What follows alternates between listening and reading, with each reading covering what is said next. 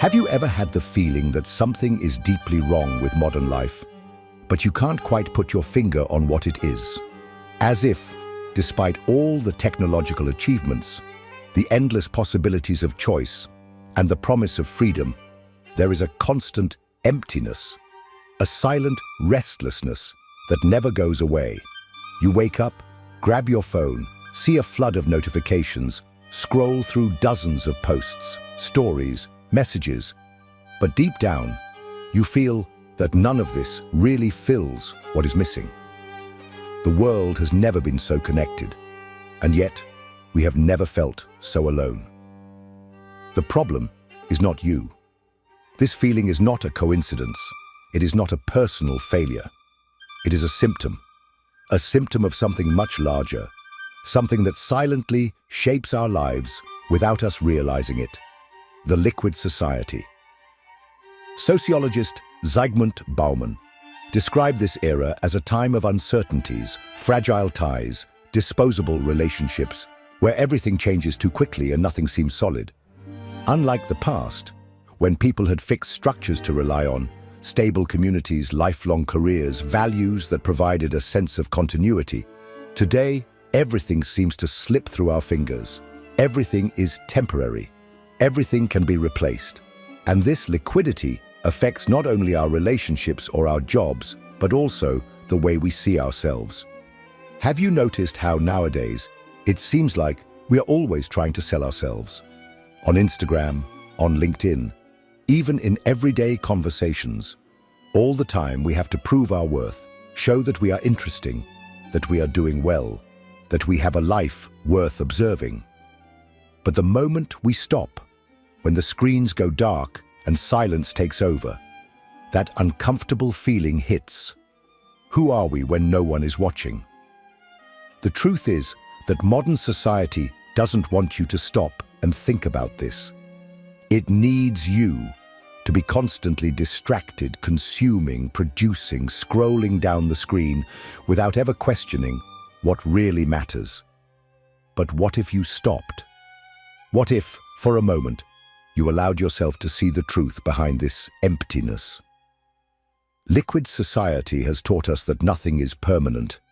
But does that mean we are doomed to a life of superficiality and anxiety?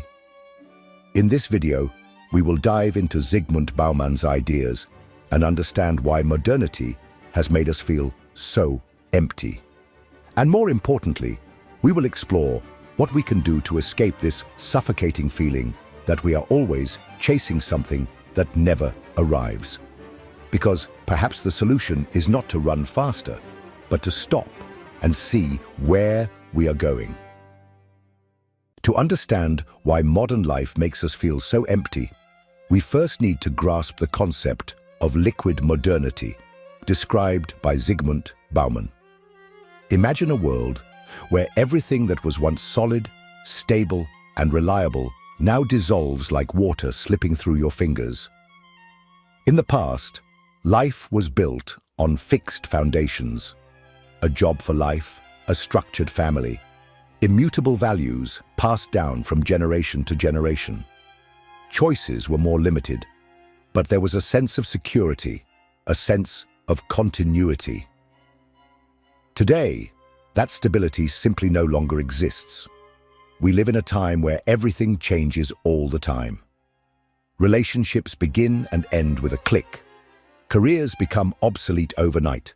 Trends emerge and disappear before they can even be understood. And the most frightening part?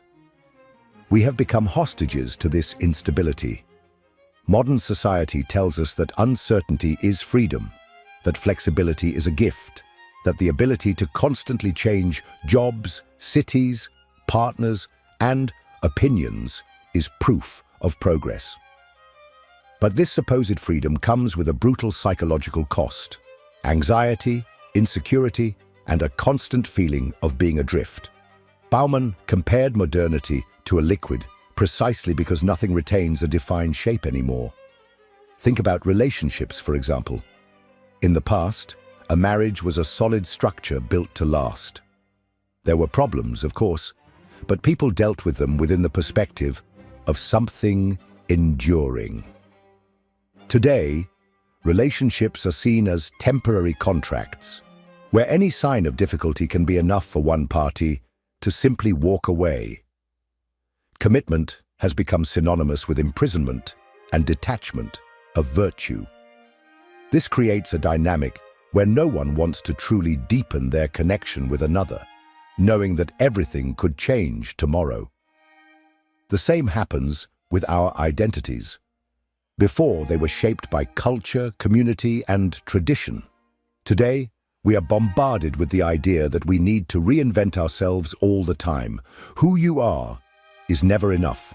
You need to be more productive, more interesting, more desirable.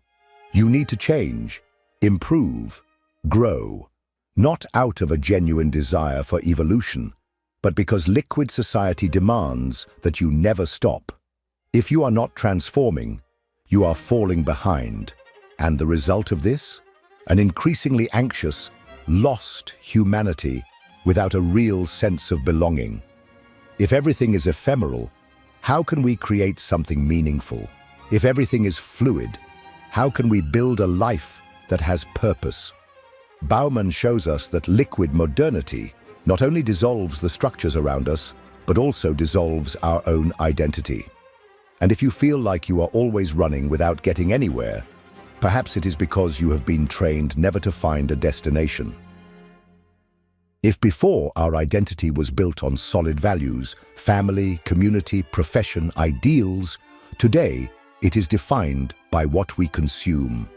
Our appearance, our gadgets, our hobbies, and even our opinions have become products, carefully packaged to be displayed and validated by others.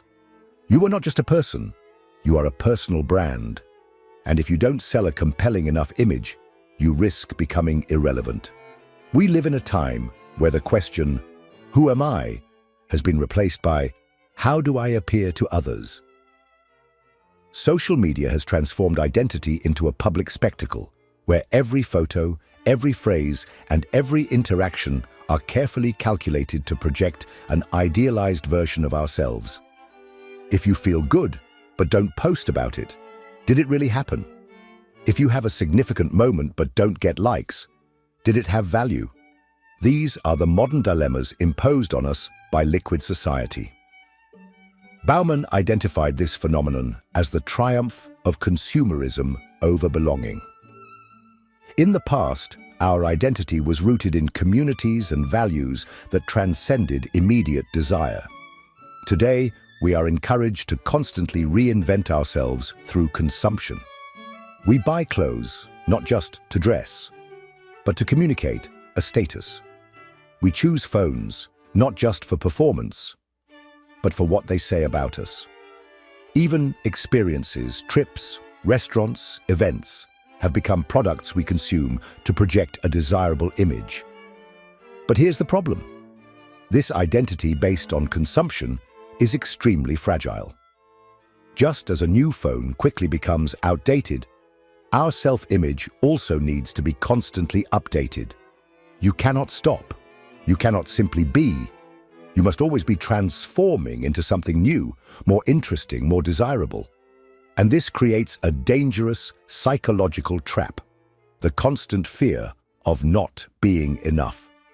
The emptiness of liquid society does not come from a lack of options, but from an excess of them. How do you choose something when the market always offers a better version right after? How do you commit to an identity when the promise of something new is always there, flashing before our eyes? Liquid modernity has conditioned us to never be satisfied, because a satisfied consumer is a consumer who stops buying.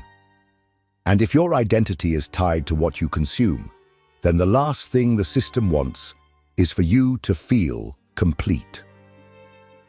But what happens when we take this logic into relationships? If everything is disposable and replaceable, how does that affect the way we connect with others? That is the next point we will explore.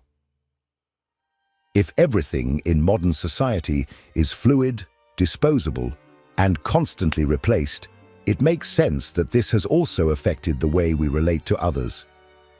In the past, Relationships were seen as something to be built with patience, with the willingness to face difficulties and grow alongside one another.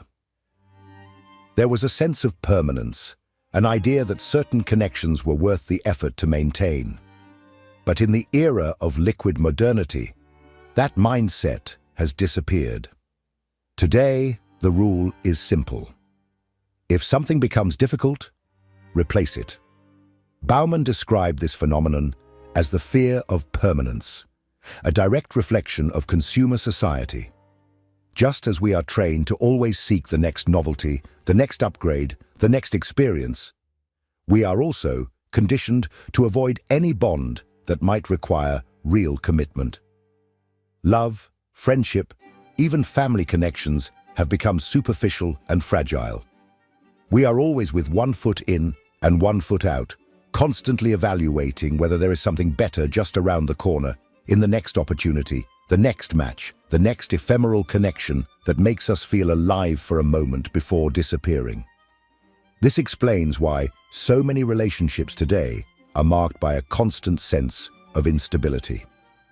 Nothing seems secure. A small disagreement is already reason enough to give up. The fear of deepening the connection with another is real, because in liquid logic, the deeper you dive, the more vulnerable you become. If everything can be replaced, why invest time and energy in something that may not last? It's better to keep everything on the surface light, without deep emotional risks. The problem is that shallow connections never truly fulfill. They distract, momentarily relieve loneliness, but never resolve the emptiness. This is also reflected in how we deal with the idea of belonging. Lasting communities have given way to temporary networks. Groups formed out of convenience and dissolved at the slightest sign of conflict. We are surrounded by people, but we rarely feel that we belong anywhere. Belonging requires continuity. It requires roots, and liquid society has trained us to be emotional nomads, always ready to leave. But this fear of commitment does not only affect relationships, it creates a domino effect that spreads throughout our lives, making even our most trivial decisions sources of anxiety. Career, personal projects, life choices, everything feels unstable, as if any choice is a burden rather than a foundation. And this leads us to the next point: the chronic anxiety that has become the hallmark of modernity. Liquid modernity has not only taught us to avoid commitments and treat everything as disposable, it has condemned us to a constant state of anxiety and loneliness. When nothing is permanent and everything can be replaced, we live under a silent and unrelenting pressure to always be adapting, reinventing ourselves, proving our worth. This exhausting effort generates a sense of restlessness that never disappears. Think about how obsessed we are with external validation. Social media has trained us to measure our worth in likes, comments, and shares. Our self-image is no longer built internally, but shaped by the reactions of others. If a photo receives few likes, if a story is ignored, if a message is not answered quickly, we feel an almost irrational unease. But why does this happen? Because in liquid society, being ignored means being irrelevant. And being irrelevant is the worst possible fate in a world where everything and everyone can be replaced. This logic also applies to how we deal with the future. In the past, life was predictable. You were born, grew up, followed a relatively structured path: school, work, marriage, family, retirement. Today, there is no longer a clear script. The world tells us we can be anything, follow any path. But this apparent freedom turns into paralysis. If all options are available, how do you choose? If at any moment something better might come up, how do you commit to any decision? This excess of possibilities, instead of liberating us, traps us in an endless cycle of doubt and procrastination. And then comes loneliness. Liquid society has sold us the idea that we're more connected than ever, but in practice, we have never been so lonely. We spend hours interacting digitally, but when the phone is turned off, what remains? Often, a deafening silence. Superficial ties do not fulfill the human need for deep connection. We may have hundreds of contacts, but few true friends. We may have casual encounters, but few meaningful relationships. And this leaves us with the painful feeling that, despite being surrounded by people, we are essentially alone. And what is society's response to this anguish? More consumption, more distraction, more stimuli that prevent us from stopping and facing this emptiness head-on. But is there a way out of this cycle? How can we resist the liquid logic and find something solid amid the chaos? This is what we will explore in the next part. If liquid society teaches us to avoid commitments, to base our identity on consumption, and to live in a constant state of anxiety and loneliness, the big question is, how do we escape this cycle? How do we find genuine meaning in a world that encourages us to never stop, to never delve deeper, to never put down roots? The answer is not simple, because resisting liquid modernity means going against the tide.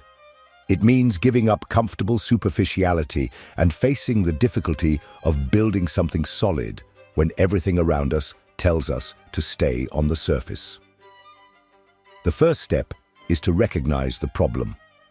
Much of our dissatisfaction comes from the fact that we do not consciously see the structure in which we're trapped.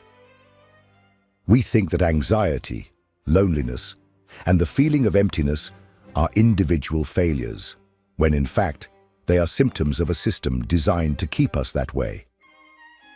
Once we understand that this dissatisfaction is not just in our heads, but a product of the society we live in, we can begin to seek alternatives.